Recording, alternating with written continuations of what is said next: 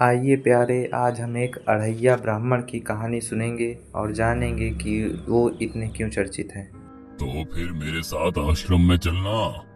मैं आश्रम में अकेला रहता हूँ। तेरे साथ रहते हुए मुझे आनंद होगा। मैं आपके आश्रम आऊंगा, लेकिन मेरा शरीर देख लो बाबा जी। मतलब क्या कहना चाहता है तू? और तेरा नाम क्या है? मेरा नाम अढ़ैया है। अढ़ैया? ऐसा नाम तो इस प्रदेश में नहीं पाया जाता। इसमें कोई प्रदेश से मतलब नहीं है।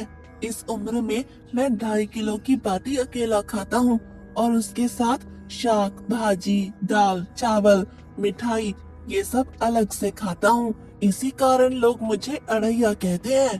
अरे कुठार भरे हैं बच्चा। तुझे जितना खाना हो उतना खाना। और ये अढ़ैया नाम भी मुझे पसंद आया। तू चल आश्रम। आप कहोगे उतना काम करूंगा बाबा जी, लेकिन खाना खिलाने में कोई कमी मत रखना। 2.5 किलो की बाटी तो चाहिए ही मुझे। फिर खुराक ही बढ़े तो कुछ कह नहीं सकता। अरे भाई, तू खाना जितना खाना हो उतना। तो चल, ये हमारा आश्रम है। यहाँ तुझे जितना खाना हो उतना खाना। लेकिन हमारे आश्रम का एक नियम है कि एकादशी के दिन उपवास होता है। मतलब उपवास में क्या करना होता है? उस दिन आश्रम में चूल्हा नहीं जलेगा। उस दिन भूखा ही रहना होता है।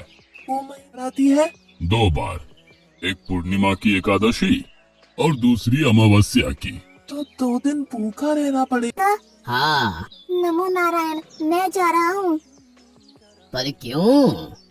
नहीं बाबा जी, एकादशी के उपवास करने पड़े, ये मुझे पसंद नहीं है। पर 15 दिन में एक बार तो फल भर पेट खा लेना, दूध ज्यादा पी लेना। नहीं बाबा जी, बाटी तो चाहिए ही 2.5 किलो। पर आश्रम का नियम है। वो जो भी नियम हो, या तो नियम सुधारो या तो मुझे जाने दो। ठीक है, तो खाना, लेकिन आश्रम में चूल्हा नहीं जलेगा। मुझे बचपन से ही गरीबी ने कई कलाइयाँ सिखा दी हैं। मुझे रसोई बनाना आता है। तो फिर आटा सब्जी लेके आश्रम से दूर जंगल में जाके वहाँ रसोई बनाकर पा लेना। वैसे तू एकादशी करता तो मुझे आनंद होता, लेकिन तू समझता नहीं है। पर ठीक है, आश्रम में रसोई मत बनाना। ठीक है बाबा जी, एकादशी के दिन आप रसोई का सामान देना, मैं दूर जंगल में जाके रसोई बना के पालूंगा। कल एकादशी है। हाँ बाबा जी, आप मुझे रसोई का सामान देना, मैं बाहर जाके खाऊंगा। आप यहाँ एकादशी करना। पर बेटा, अभी भी कह रहा हूँ, आश्रम के नियम का उल्लंघन मत कर। बाबा जी, तो फिर आप मुझे जाने दो।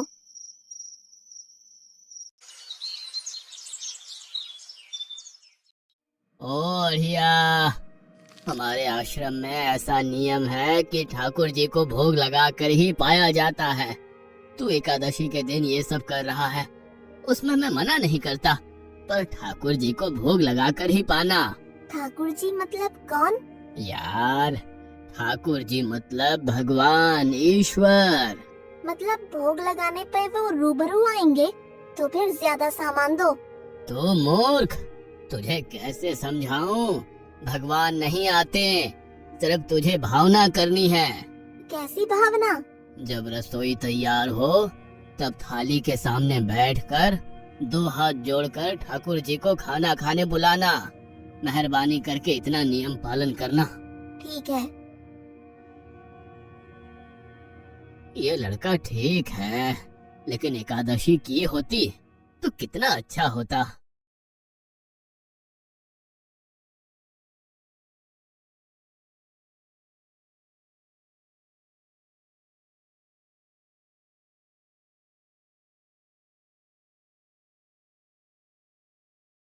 देव के ठाकुर, आप खाना खा लो। स्वामी, भोजन तैयार है, आप कहाँ जा रहे हैं? मेरा एक भक्त मुझे बुला रहा है, मैं अभी आया। गुरुदेव के ठाकुर, आप खाना खा लो।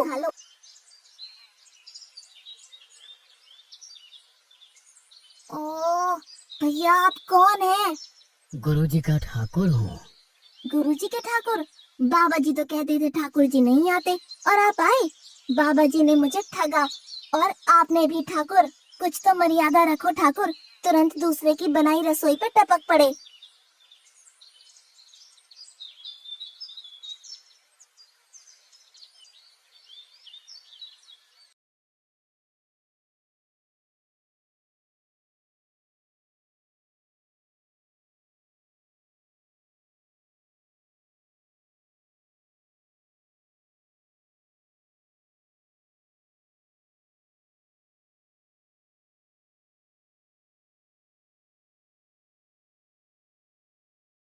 तूने एकादशी नहीं की, मुझे अच्छा नहीं लगा। हम्म, खाना खाया? क्या खाऊं? बाबा जी का ठुल्लू। ये आपके ठाकुर मान मर्यादा या विवेक समझते हैं, समझ ही नहीं आता। एक तो एकादशी नहीं की और ठाकुर को क्यों अपवाद कर रहा है? तो क्या करूं? आपके कहे अनुसार मैंने हाथ जोड़ के बोला, गुरुदेव के ठाकुर पधारो, तो जिसे कुछ नहीं आके सीधा खाने लगा। मेरी बात पूरी हो उससे पहले सब निपटा गया, भुक्कड़ कहीं का। भगवान थोड़े तेरे पास आएंगे। एक तो खाना भी खा लिया और झूठ भी बोल रहा है। मैं झूठ नहीं बोलता बाबा जी। कल एकादशी है। हाँ बाबा जी, मैंने कैलेंडर देख लिया है। कल मैं 2.5 किलो आटा नहीं लूंगा, 5 किलो लूंगा, क्योंकि आपका ठाकुर आता है। 2.5 किलो का खाना उनका और 2.5 किलो का मेरा।